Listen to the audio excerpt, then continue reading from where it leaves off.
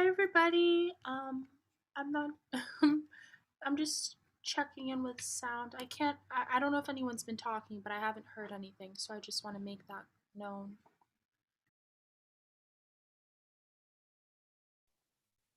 Hi, good evening, Vanessa. My name is Saray Daniels, and welcome to the Obsidian Theater Festival. I just sent you a message in your chat box. We're going to have a video play for about 10 minutes with the intro for this live stream. And then after that, we're going to welcome you on and start the evening.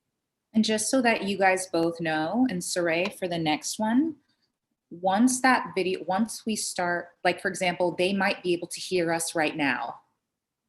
So we can't talk if anyone's watching the website. Hi, everyone. Welcome. We're just getting set up.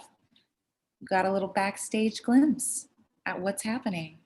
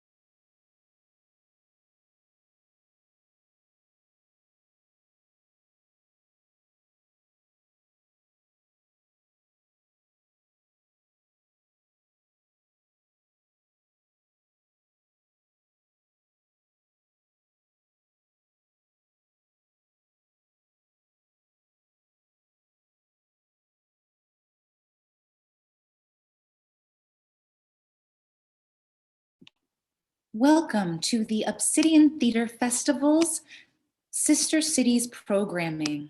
We are so excited that you are here with us. My name is Alexis Sims, and I am the Associate Artistic Director on the Sister Cities program in the Obsidian Theater Festival. And we have a really exciting program lined up for you all today. First up is going to be with our playwright, Vanessa Pharrell, who is the author and playwright of Black Women Are the Moon. Just going to start off with a quick lineup of what she has been up to. So Vanessa, Pharrell is a Haitian American playwright who is currently focusing on the divine metaphysical dilemma of Black and Latinx girlhood. Her play, And Other Dreams We Had, was a finalist for the City Theater National Short Playwriting Award and was selected for Smith and Krauss Best Plays of 2020. She attends Barnard College of Columbia University, where she recently won the Brant Playwriting Award and the Helen Prince Memorial Prize for Excellence in Dramatic Composition. She is currently an artist in residence for New York Stage and Film, as well as a 2020 National Young Playwright Residency for the Echo Theater Company of Los Angeles. She is also a proud member of the Dramatists Theater Guild. So Vanessa, can we welcome you to the stage, please? For those of you tuning in and watching. Hello, Vanessa. Hi, thank you so much for having me. Of course, how are you doing today? I'm okay. I'm really excited for this interview. It's like it's the highlight of my my week. I'm really Oh man, well, we're so grateful that you submitted to the Obsidian Theater Festival and allowed us to show an excerpt of your piece. So for those of you who are tuning in or watching live, or perhaps watching the recorded version on YouTube or Facebook, Black Women Are the Moon is a 4-woman play. And Vanessa, we're going to get to you talking about that for sure. And we're kind of introducing the 4 women in short excerpts from the piece over the next 4 weeks, culminating in a final performance. So first, to get started off, hi. Can you talk a little bit, Vanessa, for everyone who's tuning in, just about how did you get started writing? So it's really interesting because for me it's like I often take things literally when people speak to me. So I'm like, oh well, I first started writing at this moment. But I do think that I was like looking through my email because I was trying to find. I've had the same email for over for basically 12 years now, and I used to like email myself things, and I was trying to like find things because Cam reached out to me about like a reel, and I was like, oh, let me see if I and I found this monologue that I wrote when I was like 11 years old, and I didn't know that I wrote. Like, I if you asked me, I would say when I was like 15. So I think that I was always a bit of a writer, but I kind of resisted it. Yeah. I just was like, oh well, I want to be an actor. I want to be on stage. I want to, I'm really into astrology, and I'm a Mercury and Leo, so of course I want to be like everybody, like. But now I'm a lot more like calm, and I really enjoy writing. I first got the opportunity to write. I think it's my experience with writing is an example of like having someone give you permission to do so and then doing it. Mm-hmm. um, Performance and other aspects of theater, nobody gave me permission to do it. And I wish that I, could say that I'm the type of person where it's like I'll always be consistent with things that I don't get permission for. Mm-hmm. But I think a lot of people, that's not necessarily the case. We're human beings, we do need validation. Mm-hmm. And so to be concise, I was offered through my teacher because Tina Fey, I was really into comedy and stuff in high school. She advised that women learn how to write in order to be able to write for themselves and to be better performers. And so I started writing like comedy, Sarah Silverman style. I would write like really weird songs.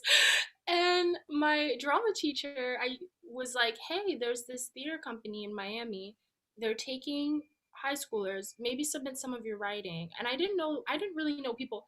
I keep in mind, I read plays, I performed in plays. Like I was a theater kid in high school, but it didn't like register to me that I could write plays. You know what I mean? And Yeah.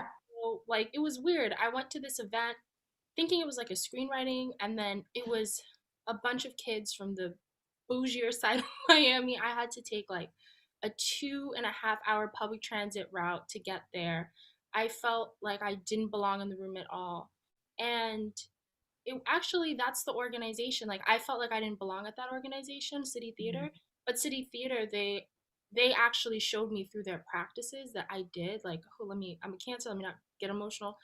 But they awarded that year a Haitian American Black woman, Frances Benson, with their National Playwriting Award.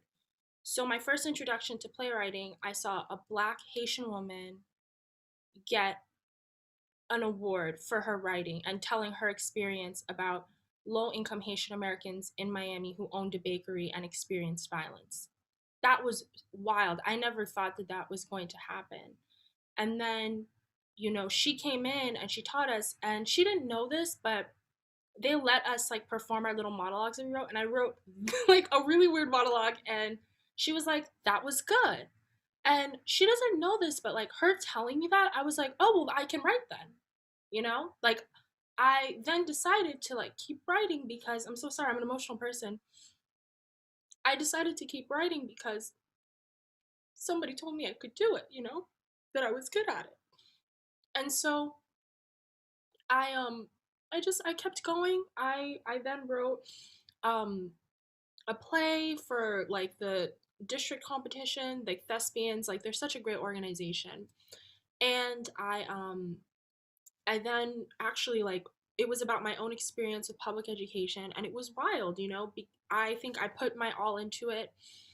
It won first place at like the district, state, and then it was selected as one in four to be like in the nation for like a competition. It was incredible, and all teenagers should know about the program so they can submit. It was incredible. What is the program called? It's called let me just pull. I usually keep the play on my like still, but because they partnered with Concord Theatricals to publish your play after. So Amazing. it was incredible. It's the International Thespian Festival's Playworks program. Mm. um I can totally type it in the chat for everybody.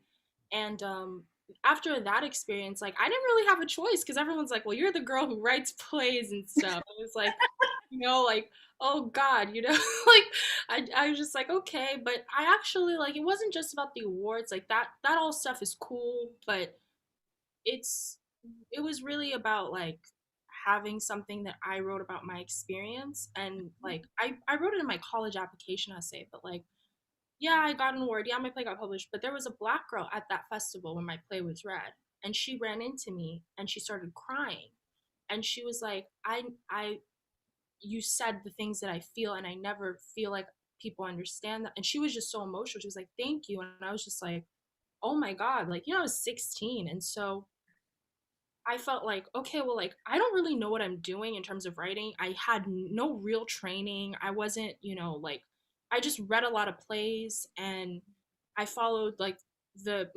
something that I'm going to say more about later. But after that experience, like seeing another Black woman be moved, like, Mhm. I couldn't go back. And that really informed my practice, and I kind of like really loved it. It was so much richer than there are actors who they're doing it from that reason. They're doing it from that place of I can move people. Yeah. And I don't think that that was my experience with being a performer. I think that it was coming from a different place. Mm. Whereas writing comes from a real place of like whatever, when someone's coming from a place of love over fear, love over ego, like Right. really trying to connect with people. Like I'm a bit of an introvert. I have like anxiety. I'm not the best, when it comes to connecting to people. I try my best, but like, my writing is a really big way for me to like talk to people without talking to them. Yeah, of course. And so, that's kind of why I love it and how I got into it. I mean, I have to say that, when we were sorting through all of the submissions for the festival and we read your piece, Black Women Are the Moon, we were just really struck by the honesty of it. And we definitely saw, for colored girls in there, in the structure. And it's actually great that, and I'll say this again, but that you brought up that you actually started in a monologue competition and that someone said, write a monologue, because what we are doing with the Sister Cities program is that all the people who are tuning in, I mean, they're students of all ages, but the Sister Cities program was really geared towards high school and college students and providing them equitable access to tools and resources to really get behind the scenes look at the process and also hear from people like yourself that are like them, so that, they're seeing themselves represented very much in the same way that you had that same experience, and using your piece to actually give the same challenge that was given to you to everyone who is tuning in or watching later on, the challenge of writing a monologue of their own and performing it just as you did, and that, select pieces will be featured in the festival proper. So it's such a, what is the word? It's not fortuitous, serendipitous. Anytime someone says it, I get goosebumps. Yeah. So it's amazing. It's definitely not an accident that you are here with me today. Can you tell us, so when did you start working on Black Women Are the Moon, and what inspired you to write it? So, two things. My last thespian festival, we would go to the state thespian festival every year. We would sell muffins like crazy to go. It was so much fun, and all these different troupes and high schoolers would put on plays, and I saw that like For Colored Girls was going to be performed. And I like saw the advertisement for the Tyler Perry movie when that it came out, but I hadn't read the play. I hadn't encountered it. My mom though was like, "Oh, my mom met Ntozake Shange in college," Wow. and it's crazy because I've met Ntozake Shange during my college experience. So it's like a weird like circle thing. Yeah.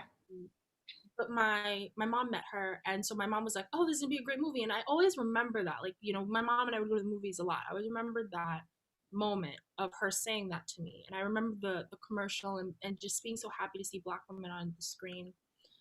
And so there were two plays happening, and my entire theater troupe wanted to go see the other play, but I was like, "No, I'm gonna go see For Colored Girls. Anyone want to come with me?" No one wanted to come. Like they're all like, "Anyway, deuces."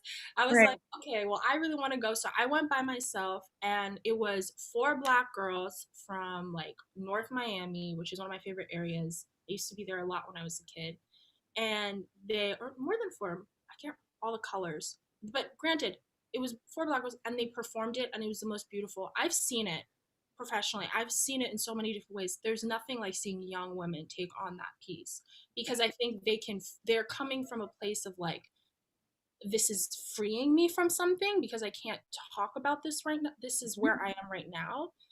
And it was just the most remarkable experience, and I wanted to recreate that. And the truth is, I'm sorry, I don't believe anyone will ever be able to recreate For Color Girls. It's a masterpiece. It's like Romeo and Juliet. Like no one's gonna ever recreate it, which is fine. Everyone has their own masterpiece.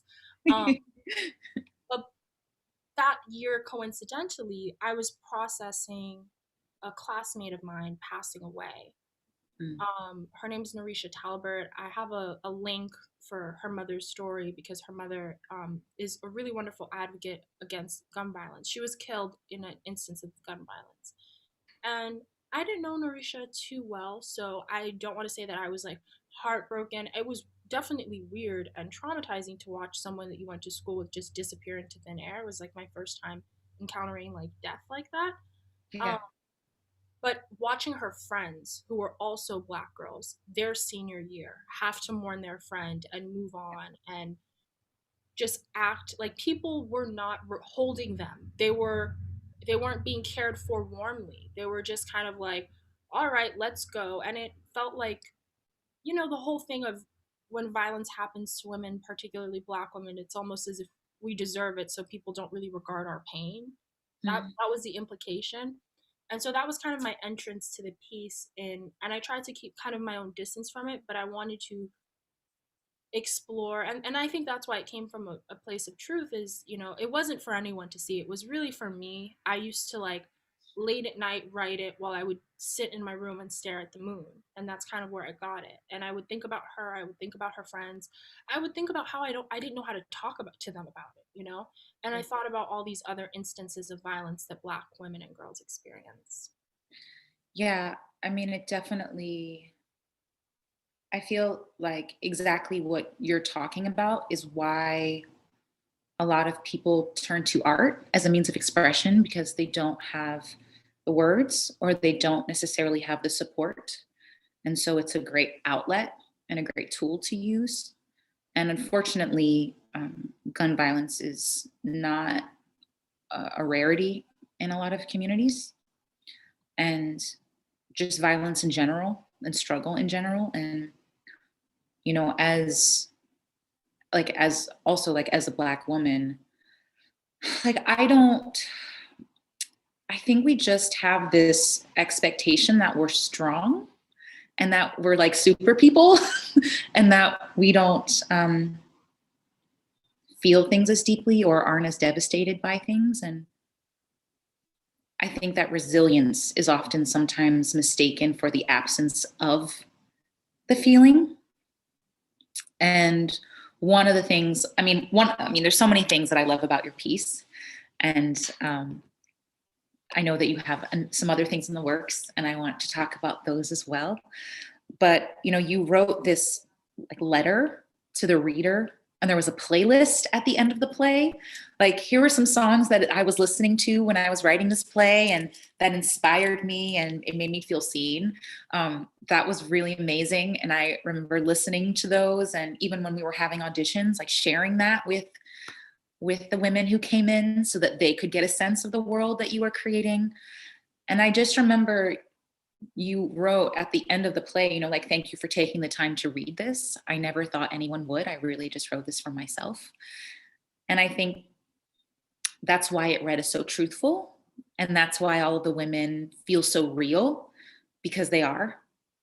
And you wrote from a place of, you seem to write from a place of just needing to get out what was inside.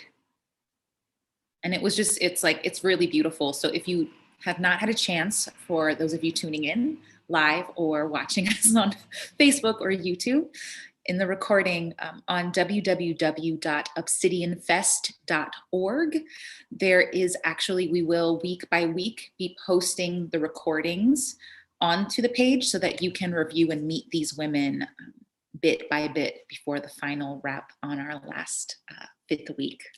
So, okay. So Vanessa, can you, because there are a lot of like younger viewers, the Sister Cities program is, I guess, targeted or geared towards youth and creating a creative career pipeline where people can kind of see a trajectory, right? Like kind of how that one experience that you had as a young writer, and then you were like, oh, like, I'm good at this. And then you were Vanessa the writer. And then I was like, okay, well, I guess I'll be Vanessa the writer. For young writers, is there any piece of advice that you would give young writers?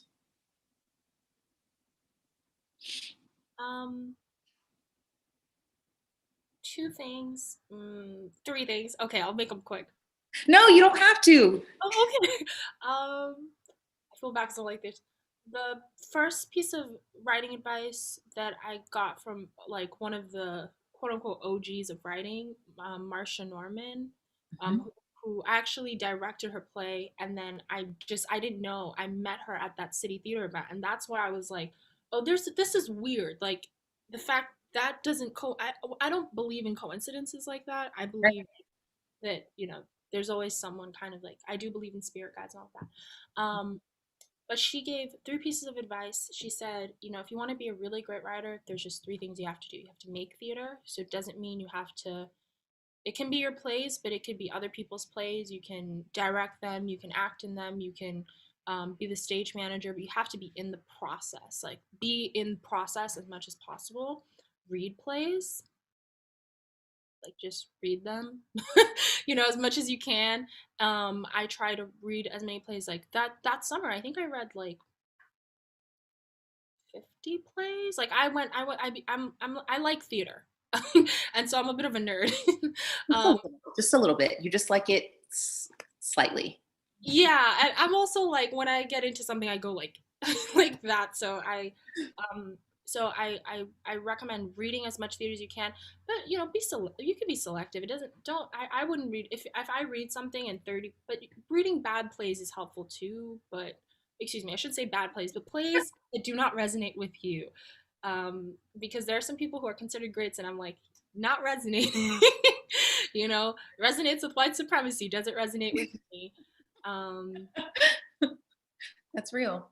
it's interesting. And I would say like write theater. It doesn't have to be for anybody. It can be for yourself. Tennessee Williams wrote so many. He's one of my favorite writers, and he wrote a lot of plays that like people didn't see until he passed away. And it's a whole thing about whether that's invasive, but you know, the pieces you show the world don't have to be the pieces um, that all the pieces that you write. So write as much as possible. Write for yourself. Um, and then I would say, you know, there's so much room for people. I don't think it's helpful to get into a competitive mindset or competitive space. I think supporting other people is really important. You know, I I I send opportunities to my friends, or I try to mentor people if I can, or if I do stuff like that, because I think that when you have that mindset, more will come to you, more opportunities will come. If you really don't feel like, if, you know, if you're like on edge, like I think coming from a place of love, not just with the people you interact with and your writing itself, but with yourself, being gentle with yourself is really important. Because I think more so than any other time, artists living in America right now are very much in a violent relationship with the systems of capitalism. Mm. And so it's really important to be aware that you don't have to. Um, there were times where it's like an actor could just live in their town, be an actor, be a part of their theater, and not feel this pressure to achieve certain things or to do certain things, or a writer to achieve certain things, to do certain things. So, you know, I think that if you love to write and you are feeling pressure to be a different type of writer, or you're feeling pressure to make a certain amount of money or do certain things, like, please remove that from yourself and interrogate whether or not you're harming yourself by stressing out about things that aren't real, you know? Yeah. So you talked about reading things that were a part of, you know, white supremacist culture, and so I'm curious, and also, you know, being a Haitian American woman, a Haitian American playwright, what does Black art mean to you? Why is it important? Um, and especially as a young woman, because you're still in school, right? What year are you in I will school? be free. Just 3 months and I will be free from the shackles of this institution. Yeah. So I'm out the door. I'm a senior. Bye. Yay! Congratulations! You're almost there. Whew, pushing through. But how amazing that, you know, you're a senior in college and your work is being, first of all, you've done all of the amazing things you've done from your bio, and also that, you know, your work is being used in a festival to reach out to youth, which seems to be very much, from the conversations you and I have had in the past, seems to be very much a part of your own mission, um, and kind of lending your voice to speak to these youth directly so that they see themselves, as I said before, in you. So I guess, what does the opportunity, or what is Black art? Why do you feel like it's important to have festivals like this and to have programs like this? And just, why is Black art important in general? Well, Black art is awesome. I just love it. You know, I think Black specifically. You know, my mother raised me, you know, with the consciousness of like, hey, like, we're immigrants, and so there are certain things we didn't experience in this country. Yeah, we had our own stuff back home, but the Black people of America, African Americans, there were certain things that happen here that you have to honor and respect. So my mother raised me with, like, you know, because my mother is so passionate about Black people, with um, a respect for African Americans that I don't think is necessarily, sadly, indicative of all Black immigrants, like, to be just completely honest. um so I don't know, I grew up like, I've never read a Jane Austen novel, but I grew up reading, like, because my mom, I would sneak into my I've read a lot. I would sneak into my mom's library and read Edwidge Danticat and, like, all the Black women writers I could get my hands on, and that's all my mom would have. My mom's like into Black writers, so I would, Black women writers specifically. So I don't know. I just love Black art. I don't really, I think it's just the way that people think it's beautiful when an Italian woman speaks. I think it's beautiful when a Black woman living in New Orleans speaks too. I think that we have a beauty, and because of white supremacy, we just, like, undermine those things. But I think that, like, what's really cool about Black art and culture is that we are archiving a very particular culture that is, not necessarily, like, guaranteed to stay. It's like, I'm really oddly into, like, Pompeii. Like, whenever articles come out about it, I get excited. And I think it's really cool that whatever happens in history and time, our people, because of artists, were archived in all of these multifaceted ways. Our flaws, our beauty, our pain, our triumphs. We're just, I love Susan Lloyd Park's quote: Black people are just fallen on hard times. Like, what we're going through, this experience with white supremacy, is not indicative of Black people in our wholeness and all of our history. Um, so I think that there's a lot that I'm still learning about Black art, and I'm really excited to learn. And you're a part of it. You're a part of the creation of it, which is so cool. Okay, so with that being said, Vanessa, what are you working on now? This degree. Working on me. I'm like, this degree is working on me because, child, yeah, just working on my thesis, which is actually a creative project that I'm still ironing out. I'm getting into, like, screenwriting, so I'm writing a pilot. I have an idea for a mini series I want to create. I have a play that I think that every year I kind of do an inventory of, like, how I'm feeling about my writing. And I think there's a pressure, and this is what I was pointing to in the capitalist element, where a lot of opportunities, the Obsidian Theater Festival isn't one of them, but a lot of opportunities are like, send us a new play every year so you can get considered for this money that you need to survive. And that's not necessarily the best for artists, because this year I don't need to write a new play. This year I feel like I need to read and I need to submit. And I think that's another piece of advice, is I would say, like, know what you actually need to do and not what the world is telling you to do. That's really what I was trying to say. So I want to read. I want to read this year. I want to submit. And my last thing, I took notes before the meeting. I went through the questions. I have a commission. I'm writing a play for Thronestone Theater in Connecticut. Shout out to Thronestone. I'm working on that too. That's so exciting. Can you talk about that at all, or is it top secret? We have to just wait and see. Not top secret at all. They talked about it. I'm still writing the play, and it's going to be site specific. They're going to have outdoors. It's going to be really cool. It's going to take place in August. I'm working with a really incredible director named Khulud, and two other great writers, Catherine Yu and Tony Meneses. It's a predominantly white neighborhood, and the artistic directors were really passionate about bringing artists of color and supporting them in telling stories for their community. I think that's really cool. So I'm really excited. That's so exciting. Okay, so you have so many things in the works. You know where you're at. Seems like you have a good sense of self and how to navigate the now. Do you have any ideas of what you'd like to work on in the future? Do you ever, like, allow yourself to dream big?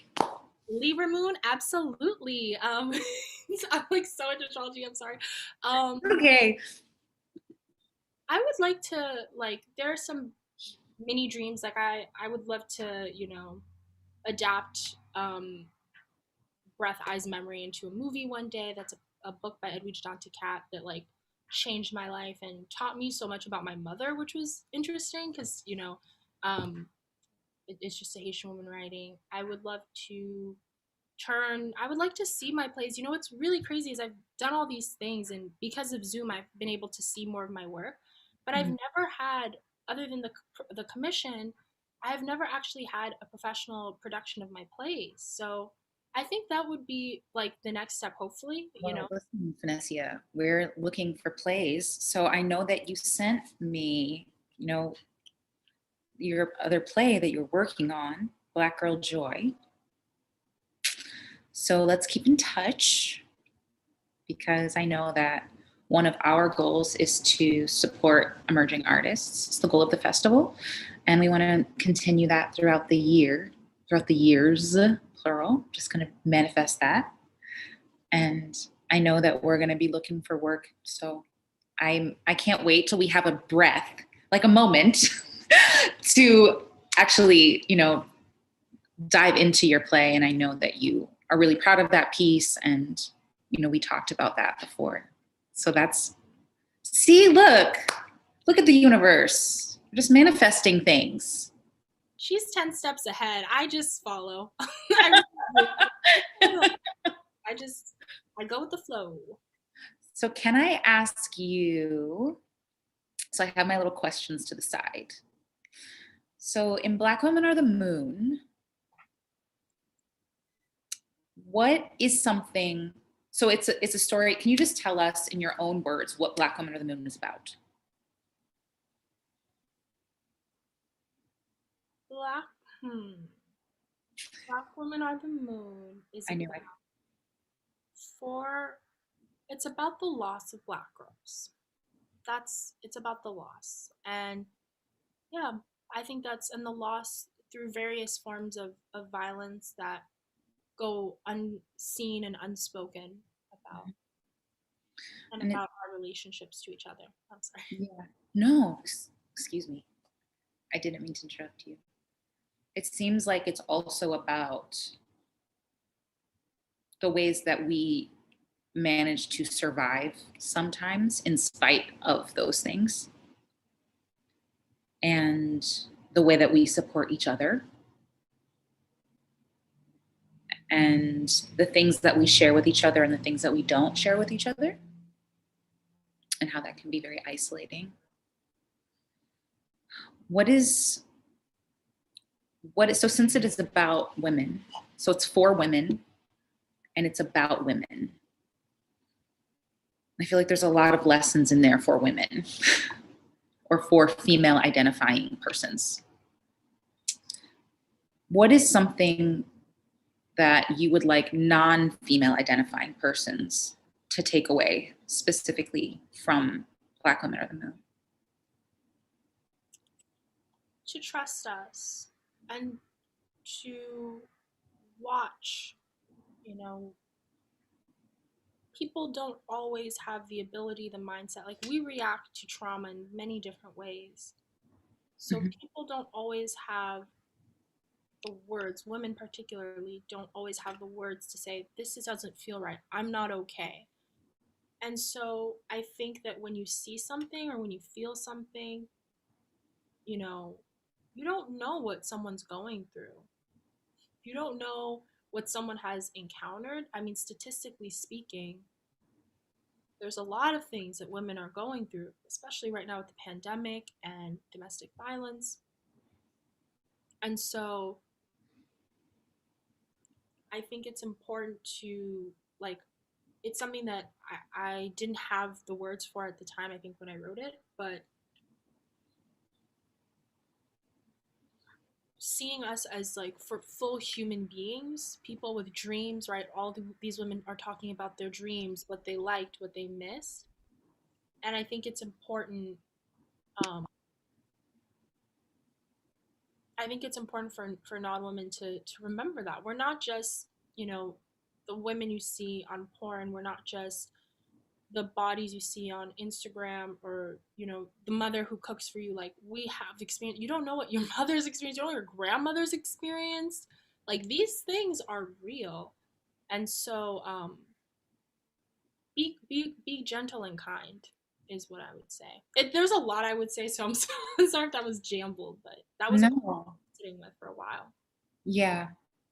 And I mean, I think, I guess the next question is for those who are female identifying, for those with she, her pronouns, what is something that you would like them to take away? Yeah, just for she, hers. So across the spectrum, right? Because, you know, people who are watching, who are hearing from you and hearing your voice, they may not be Haitian American, they may not be Black women, they may not be Black men. You know, we're open to everyone. This is an open and welcoming space. So what is something that you would want female identifying audience members to take away?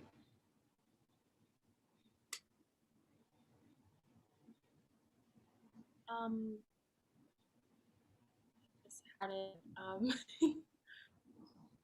I think that there's something that Cleopatra and says when she's talking about um, being left, Mm. about how, you know, she didn't want to always do the things that she did sexually. She didn't, you know, she didn't always want to. Um, and I think that that's something that you can't blame yourself for, but you don't have to get love. You know, that's one thing about the piece. I could tell, you know, I've moved away from that, but I could tell I was like heavily thinking about the way that I am in relation to men and how men see me and how men treat me. And now, you know, I'm a little, you know, I'm a little older. I've had experiences. I've changed as a woman. Um, but you can get love and you deserve love outside of a man, and you don't always have to find that with a man. You can find that with your sisters, you can find that with yourself. And it doesn't mean that that's right, it doesn't mean that it's okay, and I don't mean to say that it's wrong for you to want love from a man if you want love from a man, but I think that it's better to get love from someone who can give it to you than to get it from someone who could hurt you. Yeah. So then the other takeaway is then the love that we give to ourselves, that it's important that we nurture and care for self. Yes. Yes, because then you'll know what real love is. It's not love to just have sex with someone and for them to not see you as a person. Because if they saw you as a person, there's a quote I really love. It's like, if the people we wouldn't need closure if the people were right for us. You know, you don't need closure. They'd be able to give it to you. They'd be able to sit down and have a you wouldn't need to. You'll be able to see, like, oh, this isn't love. Because you'll know what it is because you gave it to yourself. Yes. We are close to the end of our time. We're not there yet. If I know that we had so many questions that we did not even touch on. And I just, Vanessa, where, if people want to hear more about you or from you, where can they get that information? That's a really wonderful question. Say to read more of my work, New Play Exchange. I'm on there, and all my plays are up there. You can kind of read them. I'm on Instagram, and you will see a lot of cat content from my cat. But I do post about like what I'm working on with plays and stuff. I'm working on getting a website. Once I get this degree, I will make a website. So see Instagram, and eventually there will be a website link. What's your handle on Instagram? Oh, just my name, at Vanessa Pharrell. At Vanessa Pharrell, and the spelling is Phanesia. Then is there an underscore or is it just straight? It's just my name, yeah. And then Pharrell, Pharrel. Pronounced like the singer, but not spelled like his. I'm double checking because I think you can just type at Vanessa and it'll pop up. Amazing. Yeah. That's so great. I'm just so excited that you're here. Okay, so to wrap up our time, I guess I'm going to ask you one more question and then we'll go to be like, is there anything that you feel like we left out? What is something that each of your characters would want to say, but doesn't have a chance to? I think Cleopatra would say that, you know, you don't need to give someone your body for them to love you. I think North Star would say that you define beautiful and you can start with yourself. Like, we define what beauty means to us, so isn't it cool that we could start with ourselves? Yeah.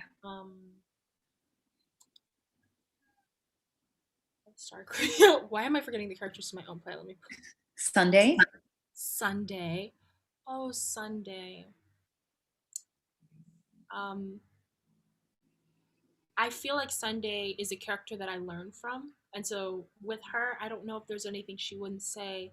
I want to say that maybe she would say that, you know, you never know when you're going to go, so enjoy the time that you have. But she teaches me the more that I like read the play and interact with her. And then Sunday, Cleo. Lauren. Lauren is based off me and I roll. And I don't know. I think Lauren would tell you that relationships with other Black women are really important and to nurture them and to listen to Black women and to hold the Black women in your life warmly and don't just disregard them anytime something is difficult or when you feel confused or insecure or anxious. So good. You're so good. You're amazing. I love listening to your voice. You speak so like you're like the way you speak is like so amazing. I'm like, what? And then like you just have a very soft and beautiful voice. Oh, that's so nice. I think I get that from my mom. My mom has a really soothing speaking voice. So if you're watching out there, Mom, I appreciate you. Is she a Taurus by chance? I'm sorry. Is there anything that we left out? Oh, I didn't mention playwrights. Oh, I think I mentioned writers who influenced me. There's one that like came to mind. Terrell, Alvin, Mccraney. I love him, and the brother sister plays like just opened an entire door of writing for me that didn't exist. I read them right before I wrote this too, and he's incredible. Thank you, Vanessa, so much for being here today. For all of you who are tuning in live or watching us, the recording on YouTube or Facebook, thank you for joining us. This is Vanessa Pharrell, playwright, fantastic Wonder Woman, author of Black Women Are the Moon, and more to come. If you are a high school or college student, we are encouraging you to write your own monologue based on the work that you're going to see behind the scenes from her play, and to record it and submit your monologues just as Vanessa did when she first started writing. Vanessa, thank you. Thank you. Thank you. Thank you so much. And good luck, everyone, with your monologues. I gave my Instagram. You can message me if you have any questions or anything that wasn't in this Q&A. And I really appreciate this opportunity, Alexis. We appreciate you. All right, Vanessa, thank you. Have a great night. Have a good night. Bye. All right, everyone. That was Vanessa Pharrell at Vanessa, Phanesia. And the rest of her Instagram handle should come up. Her plays are also available on the New Play Exchange, so please check her out. We're going to take a quick 5-minute break before we transition to barriers to entry, breaking in with new work with Douglas Lyons and Daniel J. Watts. So stay tuned and we'll be coming back at you shortly. Again, my name is Alexis Sims and I am the Associate Artistic Director for the Obsidian Theater Festival Sister Cities program. We are so glad that you are here with us and we hope that you are enjoying yourself thus far.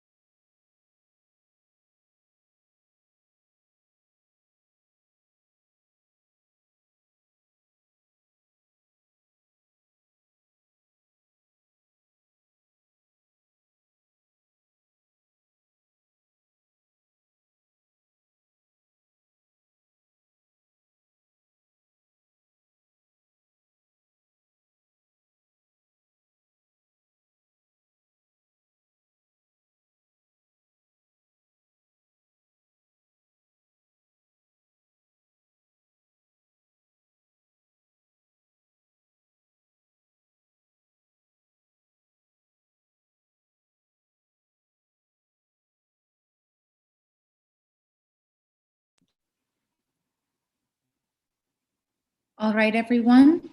We'll be moving on to our 7 p.m. barriers to entry momentarily. Please stay tuned. We'll be coming at you at 7:03. Thank you so much for your patience.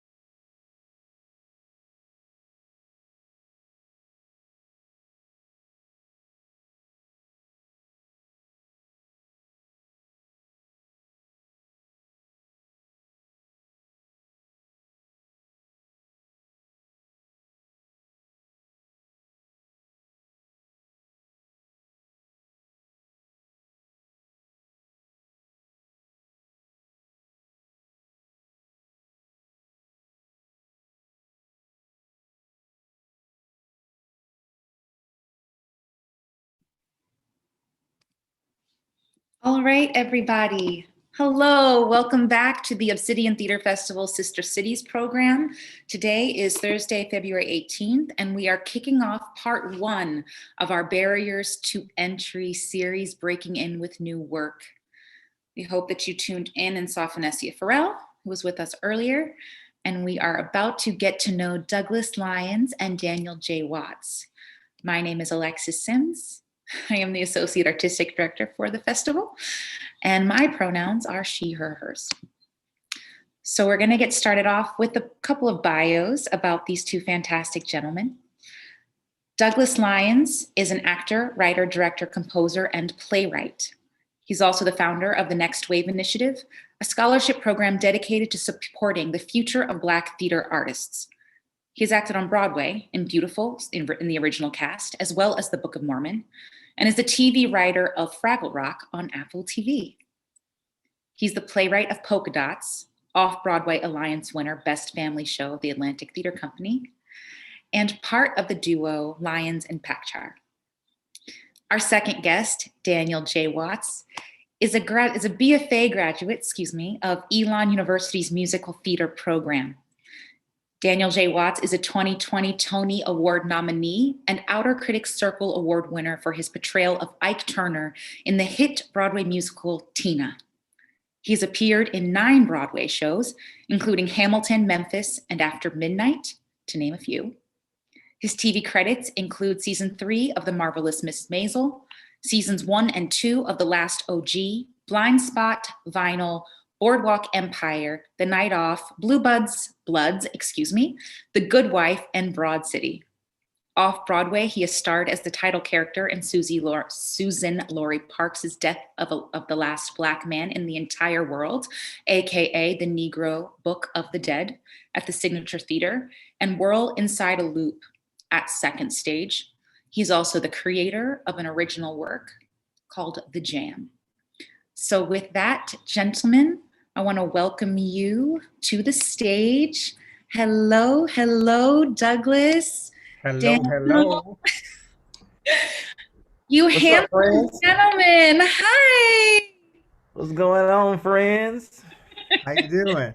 Good to see y'all. What's up? It is so great to see both of you, new and old faces from my life. Thank you both so much for being a part of the Obsidian Theater Festival Sister Cities program. I know that everybody who is tuning in now live and who will be watching the recorded versions on YouTube and Facebook are like thrilled that you're here with us. I have some questions that are prepared, but can we first just do introductions? I did not do this with Vanessa, and I apologize. So I'm Alexis, I'm she, her, hers. Shall we go alphabetically by last name? Yes, that would be me. I had to think about it. I was like, L, that's me. Douglas Lyons, he, him. Daniel J. Watts, he, him. I'm always last. You're like, I don't ever have to guess. I just know I'm last. No, I'm last. So I just wanted to I know that I gave both of you all's amazing bios. You're stars. It's great. Can each of you guys talk a little bit about your background and how or why you feel drawn to the creation of new work? So let's start reverse alphabetically. Oh, check it out. Never happens. Ask the question again, just so I Yes, know. you weren't ready to go first. I wasn't. I was ready for Douglas to give me the map. Okay, so guys, we are live. We are live. I know, I got it. Just ask it again. I heard it. Just ask it again. Okay, so Ask it again. basically, I would love to get a sense of your childhood educational experiences Okay. and kind of talking a little bit about your background and how or why you feel drawn to the creation of new work. Got it. Okay, great. So I essentially started theater around 13. It was my mom's idea. I wasn't really interested. I was like, I'm playing basketball, and and she noticed the energy and she suggested I audition for a play. And it was this play about this small neighborhood inside of Charlotte, North Carolina. I'm from Charlotte, outside of Charlotte, Indian Trail. I was born in Charlotte, but it was this neighborhood inside of Charlotte called Brooklyn, and it was called that because around the turn of the 20th century, a lot of Black people migrated from Brooklyn, New York, to this place in Charlotte, and it was really just a play about these people. And it was more so information than anything. It was more historical than anything. But I was really drawn to that because it was one of the first times I really heard about me. Like, being in school, I didn't hear anything like this. I wasn't told these kinds of stories about just regular everyday life of Black people. And so that was my introduction to theater, really. So that's what theater was for me. So anything that wasn't really that was kind of like, huh? What is this? Where's the historical? I was looking for the real part of it. But I was bitten. That was the bug. Next thing I know, I was doing more theater and taking dance class, and then I wanted to go to school for theater. I went to Lyons University, studied musical theater there. Graduated. This feels very long. Graduated. Did the regional theater thing. Met Alexis. We became besties, and then then New York was just where I was. But in the midst of all of that is what I'm going to say. In the midst of between bouncing around, doing the regional theater thing, and between shows, I was always compelled to kind of like do my own thing. Like I felt like this is fun and this is paying the bills, but like I have a story that I want to tell. I have stories that I want to tell, and I'm realizing the only way I can do that is if I do that. So that's always what's kind of driven me towards that kind of work. Is just there are stories that are being left out. There are perspectives that are being left out. I don't see myself often. So, and that, I guess that's on me.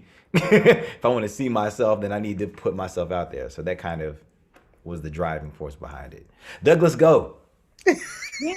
I mean, I was going to say something, but okay, go ahead, Douglas. Douglas, go. I'm from New Haven, Connecticut originally. Grew up singing in church and dancing in dancing school, but never had acting lessons until I was in college at the Hart School, University of Hartford.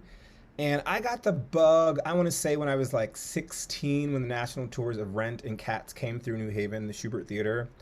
Coincidentally, I would join that same Rent tour 3 years later as a swing. And there was something magical about what was on stage. I didn't understand it, but I knew there were voices and there were stories being told. And I didn't understand what the cats were saying, but I knew the cats were calling me. And so I was like, something's interesting about it. It's weird, but something's interesting about it. So I got, the bug then. And then the writing happened actually out of heartbreak to start. My parents got me a guitar for my 25th birthday, and I was like, I'm feeling a lot of things right now, and music became my healing. That's how I started writing. And then I met Ethan on the national tour of Book of Mormon, and he was the guitarist on the tour. And I was like, you write chords. I can't write anything. Let's collaborate. And that started that.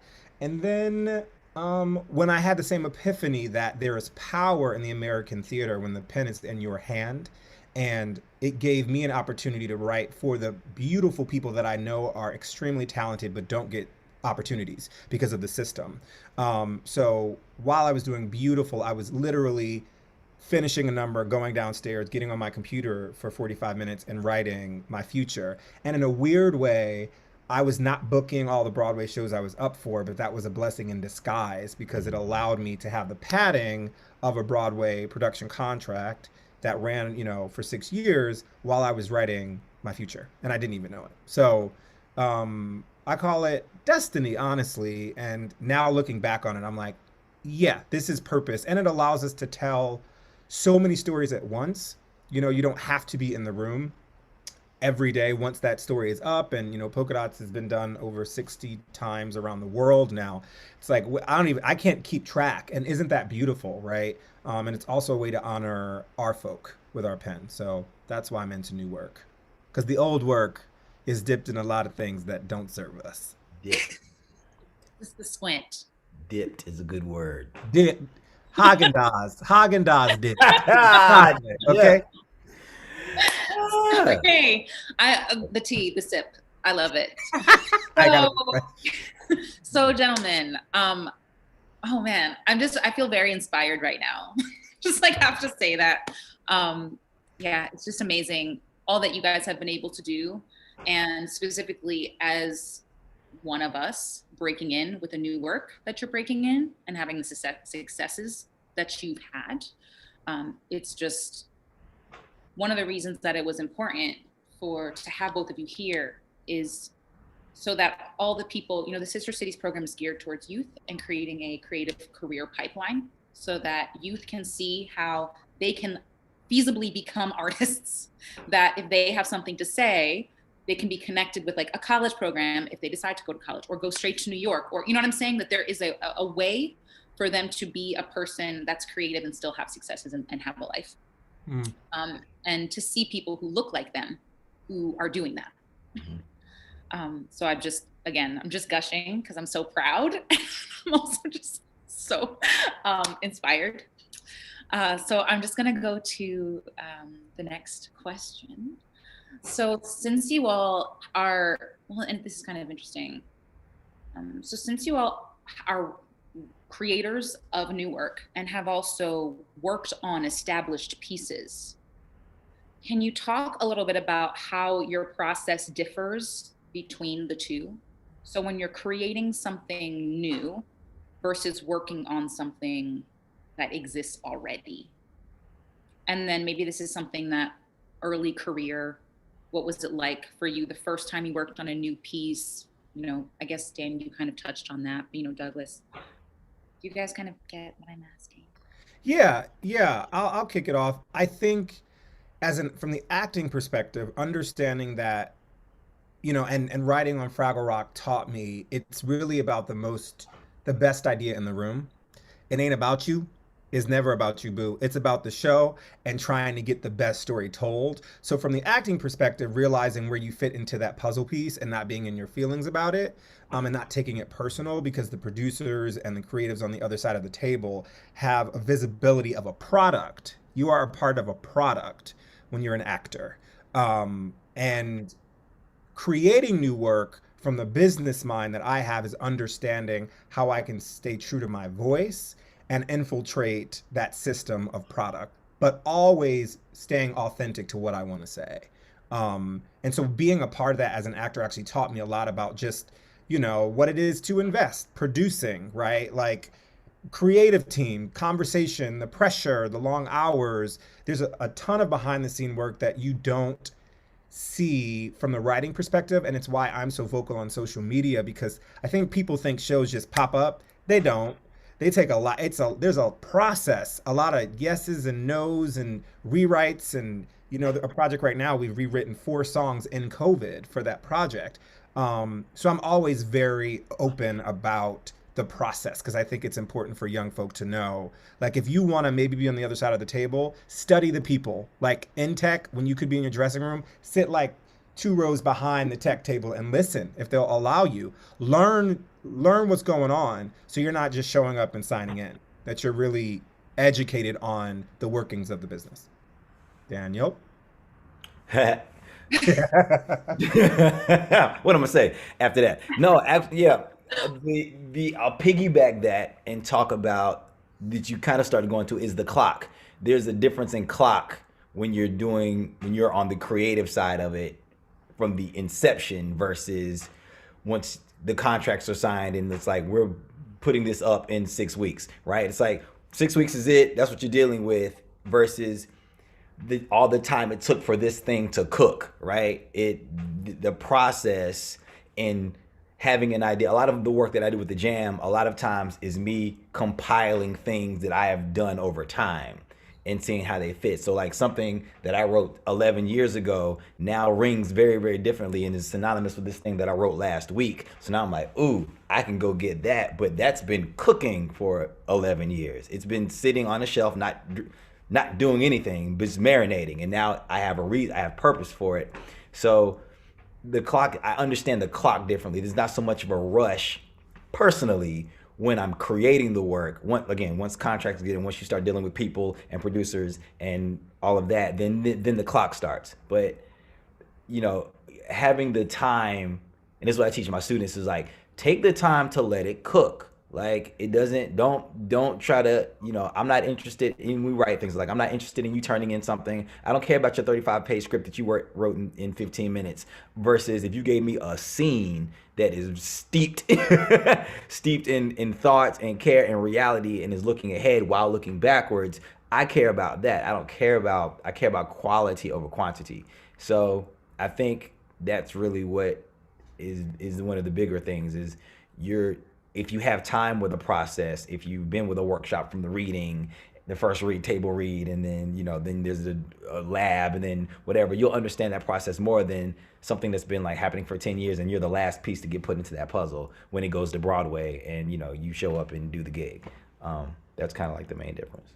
Yeah, so I recently, like Douglas, I'm a big fan of like all of the songs that you have. I love all of the YouTube things that I've seen. Just a big fan. And Daniel, like obviously, because Jam. What? I recently watched, actually I was watching you, Douglas, before we got on, singing one of your songs, the first song of summer. And recently, Daniel, I was watching your piece about letting the paint dry and how that kind of goes. You're kind of talking about you're hitting on that subject now. Both of you have hit on it about how the process, how if you are a young person that's starting to write, to allow your process to be your process, to just begin the creation of, and how both of you didn't start out, it doesn't sound like, you weren't always writing as a kid. Like you came to it. So Douglas, excuse me, pardon me, you were writing as a kid? No, I'm agreeing with you. I did not write as a kid. Yeah. Like, it picked us. Yeah.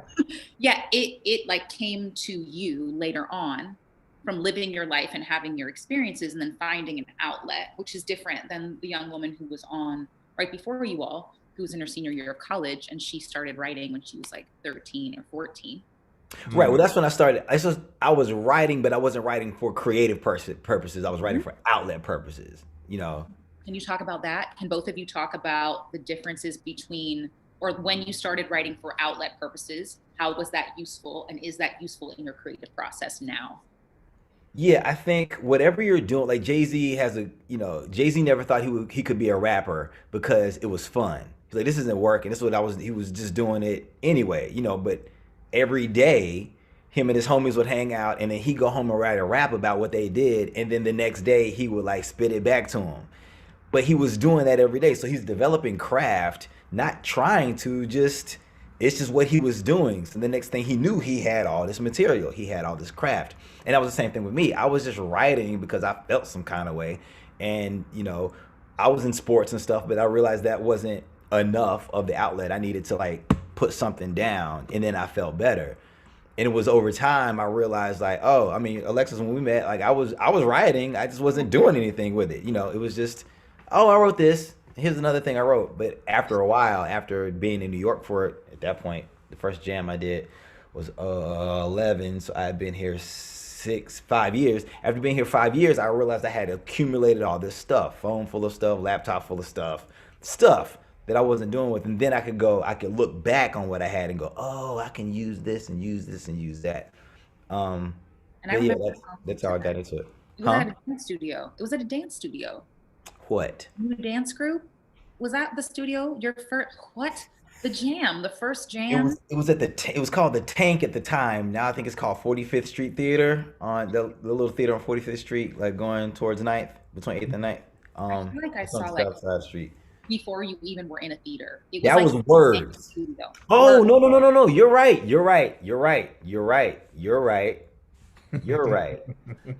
Words, the first. So I did a thing with Derek Baskin, which was Words, which was like we had all these ideas of grandeur that we were gonna have like a 6-piece band and violins, and it was gonna be that, and then it ended up being he and I a cappella, and so we just called it Words, and we would just me doing spoken word and him singing songs, and then that's what was at the Tank, and then I don't know if you. I feel like you were there for that. You were there. But then the jam was at Lincoln Center in one of the dance studios at Lincoln Center. That is the one I for sure saw. Correct. Yep. And I'm pretty sure I saw the other two. So also did. just like getting into, and I know that Douglas, you also were talking about how you started like swinging, you were dancing, singing, and then it has evolved into this. And I like when I met Daniel, we were both in the ensemble of Jelly's Last Jam, dancing. And so to see, you know, the process of, you know, taking tap and then adding spoken word onto it and then adding song, and it became this this what is now, you know, a huge thing, kind of how that just kind of tacking on, you have all this stuff, right? Like I have all these skills, these things that I can do, I'm going to make something from them. So Douglas, for you, what was your, I don't even remember the original question, to be totally honest. It's not written down. It's all good. I think I got you. For me, so our first Lions and Packed Our gig, we were actually in Boston on the Mormon tour, and it was called Broadway Unlocked, and it was in Tribeca. And Michael Kilgore, Raina White sang two of our songs. Oh my God, Raina? Oh yeah, she's on our first album too. You know, she and I did Dreamgirls together at Michigan. There you go. Okay, here we are. She's fam. But I remember standing off to the side and sweating, pacing and sweating, because it felt like you were watching your baby walk for the first time. But I could see through, like, behind one of the pillars, this guy's like foot tapping. And I was like, and that, if we can do that with our work, that's what I want to do. It's the same thing, when you're singing on stage and you see someone take a really deep breath or applaud, it's like, oh, but I can achieve the same, way of moving people, but with my own work. Oh, let's see what this is about. And then it felt like our music was giving BIPOC artists another canon to tap into. And when I realized that too, I was like, oh, and then I also realized there's some money to be made from this thing. Oh, you mean you're gonna pay me to write music? And it was fun. Like, it was the stress that I get from like auditions and stuff and preparation, I don't get that with music. I'm like, okay, what's the song about? What we got to do? Cool. It's actually, and every project is new. It's not 8 shows a week. It's always changing. You're never going to write the same song twice. So yeah, that's part of what my allure was to the writing game. So based off of that, I remember watching Michael Kilgore sing Crush and flipping my, there's children watching. Yes, got it. I was like, it was on repeat. Then I found it was on Spotify. And then I was like, ooh, yes. Because, he be singing, but also the song. And so I wanted, like, can you talk about how do you find your stories? I think that's the next kind of question, because that is very specific. Like all of the music I've heard you create, all of your lyrics, they tell very specific stories. And so I'm like, where does that come from? Do you wake up at 2 a.m. and are like bitten by a bug and you just get your pen out? Well, funny enough, a lot of inspiration comes when I'm near or in the shower. That particular song came from a friend. I'm really vulnerable and great when I've been through a breakup. That's the best time to get. I'm gonna write some real good stuff. So I just gotten out of a relationship and I was staying on a friend's couch and I might have had a crush on, I had a crush, and that's where it started. Polka Dots was inspired from a Felicia Rashad interview, when she talked about growing up in the Jim Crow South and tasting from a white-only water fountain. Bo was inspired from seeing a friend play Rockwood. Chicken and Biscuits was inspired from a family event where I was like, you didn't tell me that. Oh, we're going to write that down. We're going to make that into a story. So I take it from everywhere around me. I'm inspired by the thing. I watch a lot of documentaries and interviews. It's interesting to see people talk when they are like not on copy and they're just talking about their life. I feel like those are the tidbits that you like someone's watching right now and probably gonna write something, and that's beautiful to me. That is amazing. I was just thinking that. I was like right now, like somebody's watching you right now, and like that's really cool. And also that kind of ties into what you were talking about, Daniel. The first show that you did, you were like, well, where's the history? Like, where's my story in this? It's kind of a similar idea in a way. I mean, maybe that's a stretch, but where do you feel your creative moments come from when you decide what you're going to write about? It's funny. Everything this is all. I think everything is like swirling together because for same simply for me, everything is. I'm asking myself at all times, is this a poem? At all times, it's like, is this a poem? Walking down the street, is this a poem? It's just, and the question then turns into, am I going to keep writing this thought? Am I going to write this thought down and am I going to keep riffing on it? Is really what it comes down to. I too I realize that I gravitate more towards nonfiction than fiction. Like I read poetry books and autobiographies. Like I don't really read a lot of fiction. Um, I like documentaries or I like movies that are about things that really happen. That's the kind of space I live in. Yeah. So then and I do. I'm like looking around my apartment because it's telling on me. It's just my mom, kind of had me in very much. My mom put me around culture a lot. Like she made sure I knew because I was I found myself in predominantly white spaces a lot, and my mom made sure, though I was in these spaces, that I still knew who I was or where I came from. Like I still knew about the Middle Passage, and I still knew about Jonathan Green. I knew about Black artists. My mom just kind of made sure that she didn't beat me over the head with it. She was kind of like, here you go. There's another option too. There's something else. Like I was thinking about my first monologue was Harlem by Langston Hughes. What happens to a dream deferred? That was the first monologue I performed as an audition. It's just like it's just always been rooted in some form of reality more so than fiction. So it kind of just because I just think real life is more interesting anyways. I think we're trying to like make up. We need to find a crazy story. It's like, have you looked out the window? Exactly. Yep. Like you don't need to make anything up. Like there was this woman.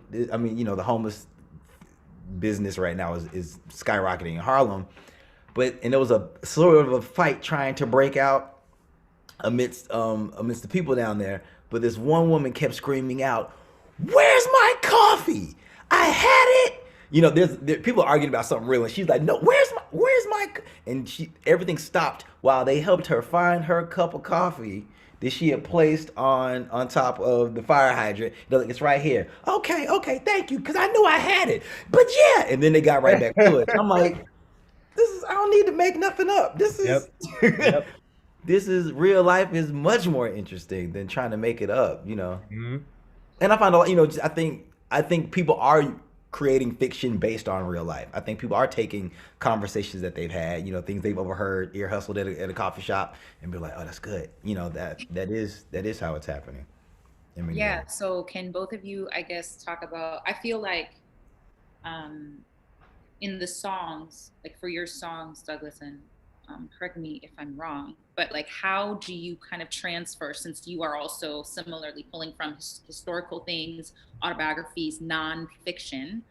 What is your process in creating a story, a fictional story, from that reality? So if someone is like a new writer, right? I've never written anything before, but like I have, like my neighborhood is like alive and I have all these characters, right? Like on my street, in my school. How do you take that, or can both of you kind of talk about how do you take what you're seeing? What's the process for thinking about how to turn it into something different? I think I ask myself three questions now. What do I want to say? Hmm. Who do I want to reach? And how can I be paid so I can do it again? That's like my standard now for work. And so because it's called show business, not called show, but we don't like to talk about the business part. But the show is shut down right now. So all that's left right now is the business. We can talk about that later. But when it comes to how you choose to say what you want to say, be intentional. No idea is a bad idea when you're starting. Write it all down. Like polka dots, I wrote down as an idea and then I put it on a shelf for 5 months. And then I was like, I call them mosquito bites, like ideas that come to me and I'm like, go. But if it keeps biting, I'm like, oh gosh, okay, I guess I gotta go through with this. So don't invalidate anything that comes to you and don't be too hard on yourself in the beginning, but know why you want to write a thing. not just a cool idea that could be really, and then the superpowers and the thing. That's great, but what is the heartbeat of the story you're trying to tell? Because in theater specifically, that's why people go and see it. That's why we cry, is our heart is feeling something overwhelming and we're being pulled forward, right? So you want to find that thing that pulls you forward, and hopefully that will translate to other people. I would always start there. Like that is, I write from the heart. I didn't go, to a master's or undergrad program for writing at all. I don't have specific training in it, but I know how to write conversation and I know how to listen, Daniel, as you were saying. And you take from that and you pull from that, and then you heighten it a little bit for the stage. But our stories are literally around us. There's so much to pull from. So write what your heart says. That's where I would start. Thoughts, Daniel? I'm gonna say the exact same thing he said in a different way. Oh, okay, great. But actually, so because we know that everybody hears things differently, right? So the way that what's great about having multiple people on a panel where the basic tenets of how to create are the same, right?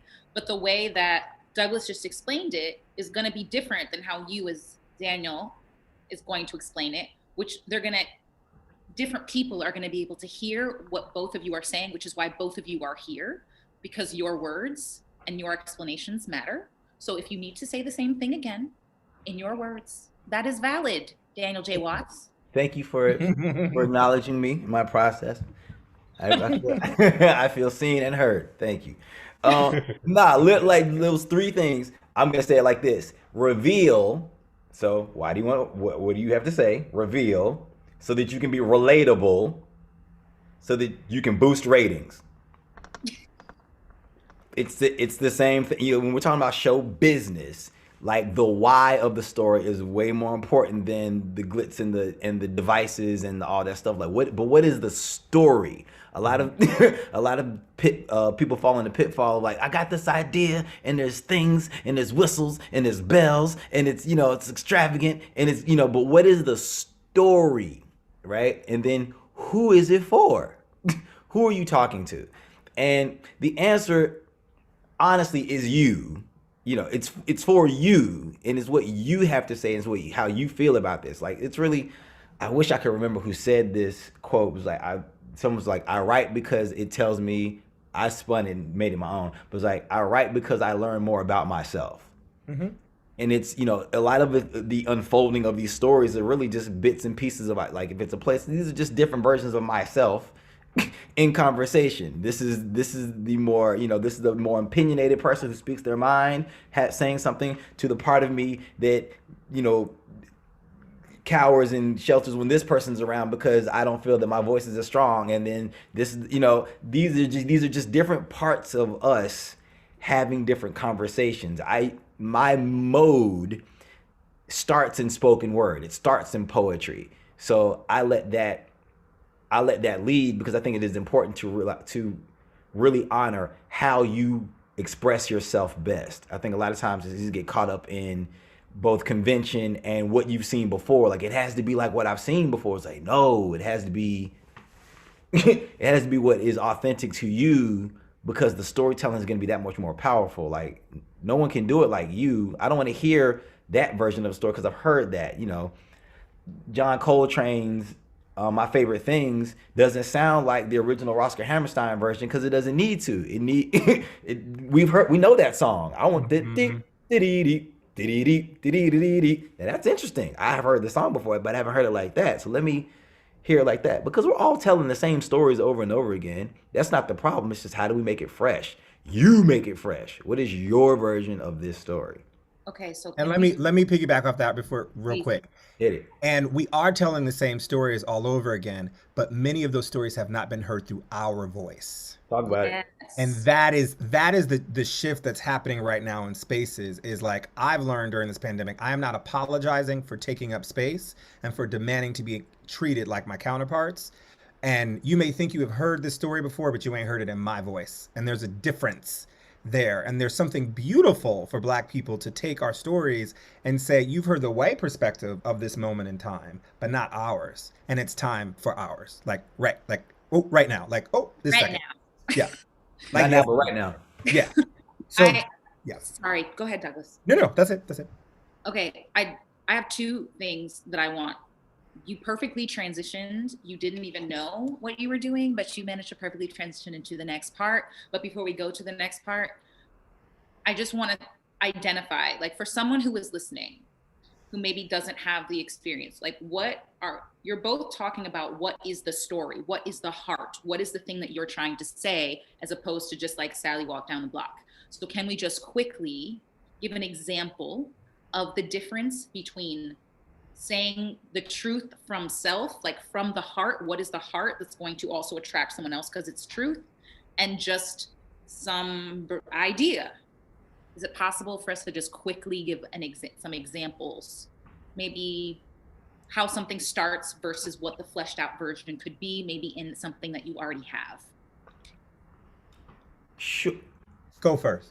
Sure. So I'll say something that's I'm still working through, but I read Pele's autobiography.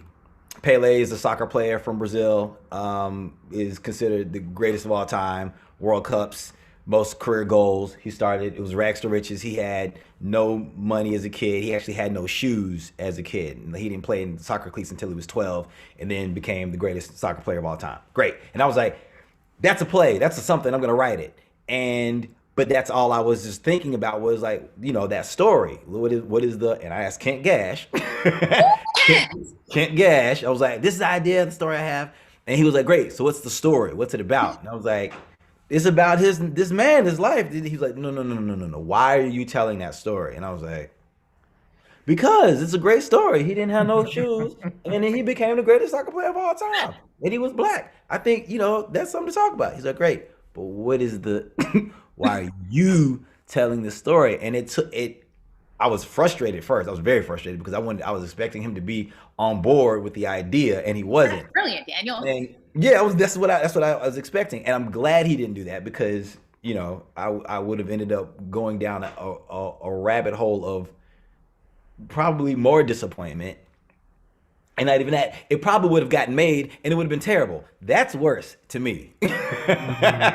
Me personally. It would have gotten made and it'd have been bad and then da. But it took me a second to realize, so thinking about Pele's career and how I was attracted to it when I was attracted to it. At the time, the Broadway show I was in that I left the Broadway show I was in before, In the Heights, I was like looking at my career like this, and I was like, I'm just gonna keep going. I was in Memphis just won the Tony, and then I was like, I left Memphis and I went to go do In the Heights, and I got to In the Heights and I was like, I'm gonna kick it here for a little bit and like start writing. I'm gonna make my project, and they were like, we're closing, and I was like, wait a minute, I don't close shows. I ain't gonna close no show. Wait a minute, and then I was like, okay, and then what am I gonna do? So then I went back to Memphis as a swing, but now I'm covering my original track, and then I was only there for 2 weeks, and then I left there to go do Aladdin out of town. Got to Aladdin, my part got cut while I was in rehearsal, and I was just like, what is happening? Like, it just felt like I was just like, I was like, what is going on? And then that's when I realized I was stuck. I felt as if I was stuck in a loop. And Pele was an individual who, he left school early and was playing soccer, but he kept putting his financial affairs in other people's hands, and twice he ended up bankrupt and having to go to other people to bail him out and give him different. He needed one contract would get torn up to sign a worse contract, and he was stuck. And I was like, but he was still playing soccer, and I was like, what happens when you become a slave to the thing that brought you freedom in the first place? Then I knew what the story was. Then I was like, okay, now it's not now. Okay, it's about slavery. It's about now I'm doing research about the slavery in Brazil that didn't end until 1888. And finding out that when the Confederacy lost here, the Emperor of Brazil invited the Confederacy, and 10,000 Confederate soldiers moved to Brazil to keep doing what they were fighting for in America.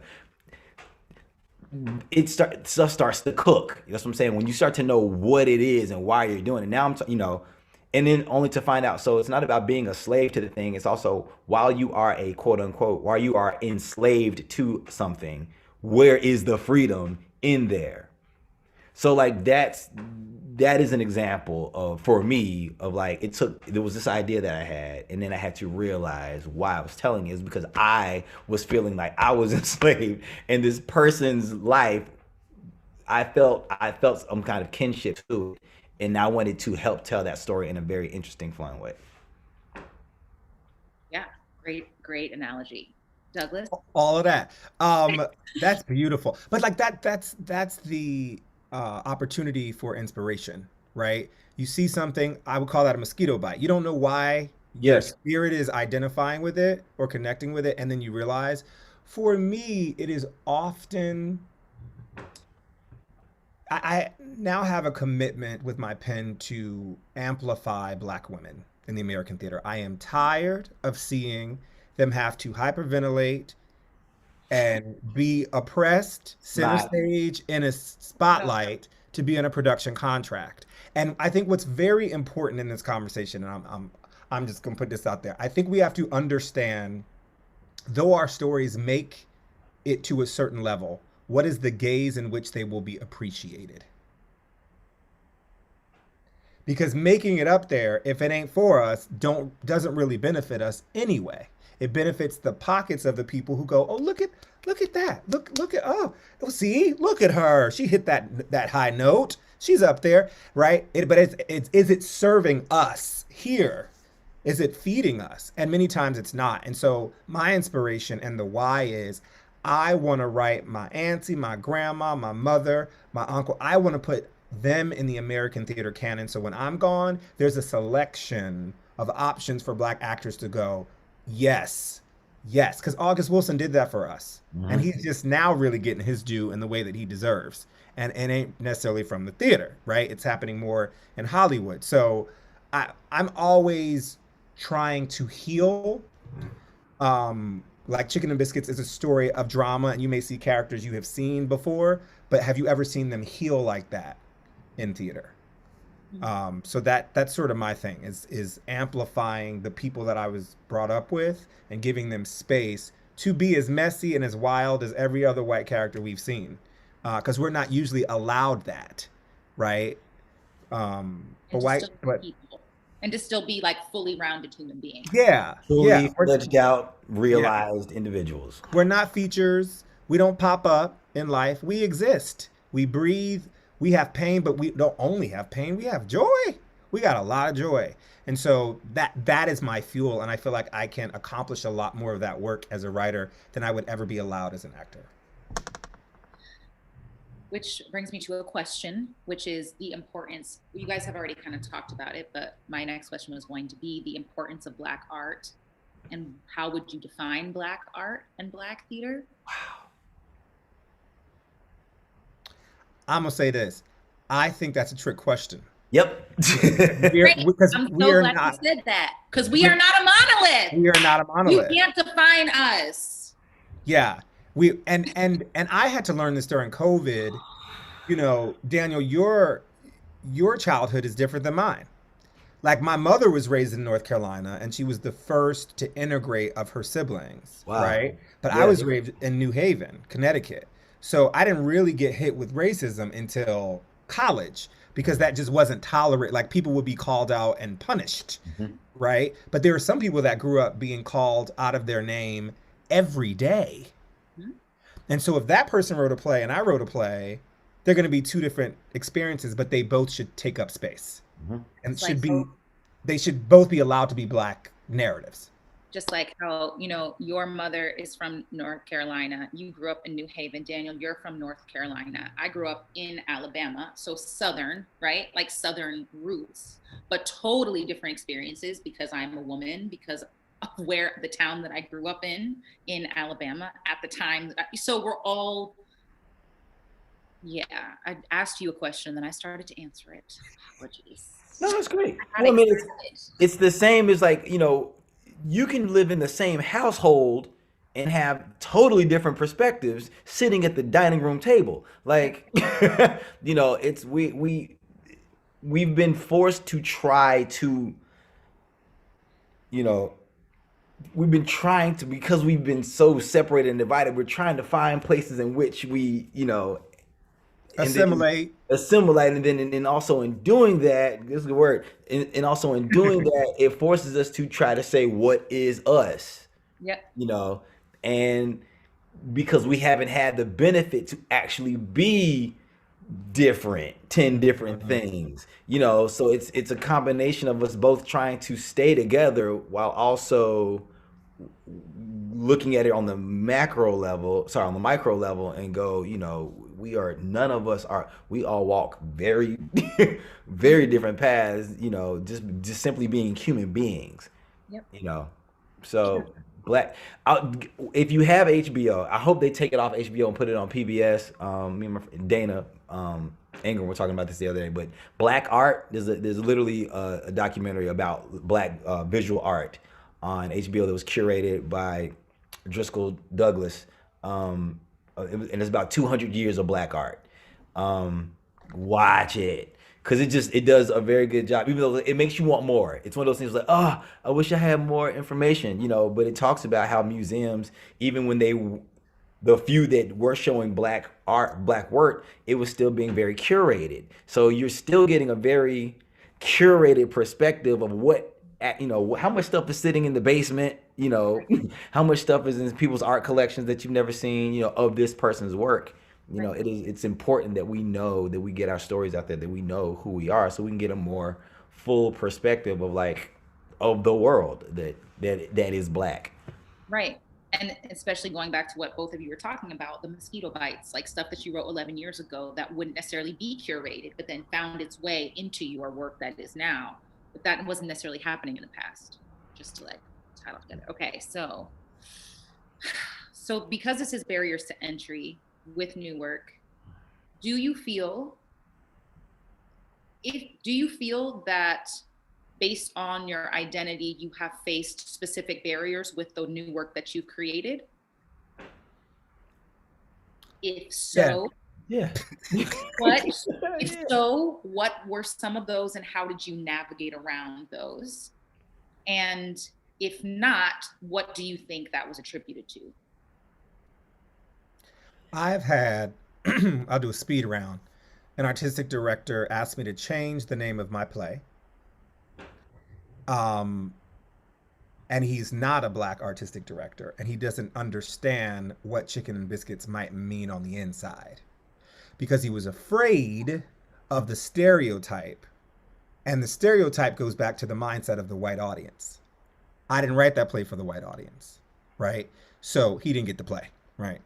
Right? That's like one example. And I'm not afraid to make people uncomfortable with my work. Not afraid to do that anymore, because the blessings will flow. They're going to come where they're going to come. And if it don't come from you, it wasn't like you didn't understand it. So I think I'm getting out of the phase of compromise when it comes to what I want to say. And I'm taking notes on the feedback I get from people and why. Why that note? We have the power. I think it's important to know that you have the power to ask questions when people give you feedback or try to adjust your work, because you want to make sure that it's being done for a true creative purpose and not a personal qualm or misunderstanding of the intention. Confusion. Yeah. I think one must decide what getting their work produced is worth, for lack of a better word. What's it worth? It's going to cost you something. So it's up to you what that thing is. Is it integrity? Is it, is it simply your feelings? Is it time? It's going to cost you something. So it's up to you to decide how, what you're willing to sacrifice in order to get the work seen outside of your vicinity. Also, what sucks about racism is that you can't prove it anymore. you know, you can't prove racism like you could before. Like it has all these different names and, you know, isms and schisms, and we aren't dealing with blatant no blacks allowed anymore. We're dealing, you know, we're getting stuff like Law and Order. I'm saying right now, I just wrote a piece, and it starts it says pop the champagne, take the cork, then burn it, add water, apply concoction like makeup to make black faces darker, right? The client is like, "Oh, I don't know if we can talk about alcohol. Can we do something else?" And I'm like, "How do you expect me to get to cork without?" So is it really about the alcohol? Or is it about what I said after pop the champagne? Is it really about, because I'm not talking about drinking at all, you know, and I have to have a call about that as soon as I get off of the Zoom. So like I had right before we started, it was like, "Hey, can you?" I'm like, "Nope." But it's what we're still dealing with. You know, there's a thing that I need to say, and this is actually the only. They were literally champagne corks. They were champagne corks. So are you? Is it uncomfortable? Is that an uncomfortable conversation? And do I have to sacrifice the truth for your discomfort? And the question is, am I willing to budge? We're gonna find that out when I get out of this Zoom. I've lost jobs. I've actually lost a premiere. And it wasn't racially specific, but it was a power dynamic where this man was like, "I'm commissioning you and you need to change this." And I was like, are we changing this out of fear, or are we changing this out of power? Because you asked for our voice. You wanted our interpretation of the story. You don't have to put it on your stage, but I'm not just going to take things because you're scared. That's not how this works. And we lost the premiere. The show is still gone on to do great things. So you know, what is that integrity? What are you willing to lose? And you don't always have to. You know, you don't have to lose. You can stand. It might not happen, but you know, At do you that feel time. good? It might happen some At other that time. Yeah, at that time. Yep. So since we're kind of getting into this area, what are the differences in creating new work and being commissioned? You know, Douglas, for you, Daniel, you're like you guys are different. You have different avenues, right? But you're both creating new things. What are the differences between working in a predominantly white institution, PWI, or a BIPOC organization or a Black organization? Do you feel, and do you think it's important for predominantly white organizations to change, or for BIPOC artists to build their own spaces if both of them must balance? I know that was like 4 questions in one, but it's 7:56. Just keeping it real. So you want me to repeat all 4? Pick one. The answer is yes. If both, then what's the balance? If both, then what's the balance? I'm gonna say listen, Or we're having in two what balance? conversations. What Yeah, balance? the question to the people is, do we want to run the theaters and own our stories and the way they're told? Is that what we're asking? Or is it we want more equity where the power is held, right? And I think for me personally, I don't know that I even want to be a part of the non-for-profit Broadway thing. I was able to create a commission during this time of this new play starring 2 Black women with 3 theaters, one in Savannah, Georgia, one in Los Angeles, and one in Queens. Neither of them are in the Broadway, off-Broadway elite, but they're all fabulous, and we're creating work, and I'm getting paid. So my mindset is I want to take the story to the people I want it to reach. That may not happen. And so we have to reconfigure our minds to understand what we want from the system. And when we make that decision, we'll know how to move through. But I'm not in the business of begging permission for something I feel like I've worked to own. I just have to find the people that want to do that work with me. And it also means, sounds like, redefining people have like success. Like, what does success look like? Yeah. I am successful when my play is at the Nederlander, or when my musical, you know what I'm saying, is at the Schubert, whatever. And it's what you're saying, what I'm hearing you say, is that success for me is when I get to tell the stories that I want to tell to the people I want to tell it to, produced in a way that I feel good and supported about. That's And the money exciting. resides. And the money resides, and there's funds there too, because ain't nobody working for free. I mean, unless you're beginning. If you're beginning and you're a new playwright, then like, yes. Yeah. For all the like high schoolers and college people out there, you heard these two gentlemen's bios. That's why they're like, you're gonna pay me. Because it's time, you know. Daniel. I mean, Black people have been doing stuff for free for so long. Like, Yeah. you know, it's like it's always encouraged for us to do stuff for free or to feel, you know, to feel thankful when we're allowed to do something. And it's just like, nah, bruh, I'm good. I'm good. I'm good. My mama was good. My granny was good. Like whoever comes after me is gonna be good on that ideology. You know, I think it is both. Being able to define what success means for you. I don't, and I do both subscribe to when if I make something myself, if I got it out, I'm excited if I got something out. You know, because sometimes it's just hard to get something out sometimes, you know. So then that's just one, like, start small. Like, I just want to get it out. Okay, now that I've gotten it out, what's another goal for it? Can I get it produced somewhere? Okay, I got it produced somewhere. Whoo, another goal. Cool. Can I get this on Netflix? You know, it's give yourself increments. Allow yourself. It always goes back to the process. Allow yourself the time to, you know, feel good and feel better about what you're doing. But I want us to really focus on ownership, understanding what that means, you know, owner in all of the facets, what that means, you know, and don't think of it in terms of capitalism, but ownership. Like, not even so much like how much money you can get from it. Just know that no one can take it away from you because you own it. Yes. It's your IP. That's It's important. yours. So to everyone who's watching, your stories are your stories. Your stories are important when they matter, right? Mind them, write them down. You'll be coming back 11 years in the future to come across something that you wrote down tonight after watching this, after watching these interviews. You know, trust yourself, believe in yourself, and know that you can build. Know that you can define your own success. And that your story matters. You just have to take it to people who understand it. Right. Because there's a different navigation of how our stories can go up. And sometimes a no over here might be worship over here. So there's not one lane to succeed. Really go get your nose. Go get those no's. Those no's are actually, rejection is protection. You go somewhere, it's like, nope, thank you. Say thank you for that no, because that means there's a better, your original idea, your thought of where you thought it should go, there's a better version. Mm-hmm. There's a better, don't go that way, go this way. Yep.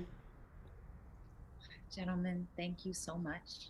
That is our time for the night. I appreciate you. Thank you all for tuning in, watching live, for all of you out there who are watching the recording. Gentlemen, do you want to throw your Instagram or your websites out? Give a little, plug.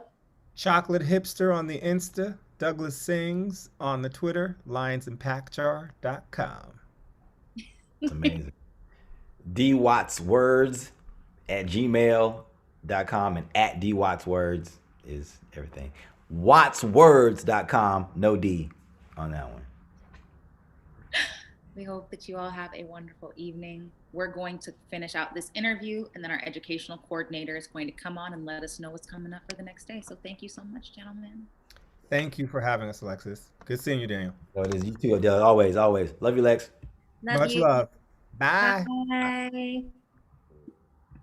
All right, and now our educational coordinator, Saray Daniels, are you in the building? Are you here? All right, I'm gonna let you. Hello, Alexis. Yes, I am. Hello. It is your stage, my dear. Thank you so much. Hello, good evening, everyone. My name is Saray Daniels, and I am the Arts Education Coordinator for the Obsidian Theater Festival. I just wanted to give you all a reminder on our tomorrow's classes for the day. There are registration only, and we have already sent out info for those students.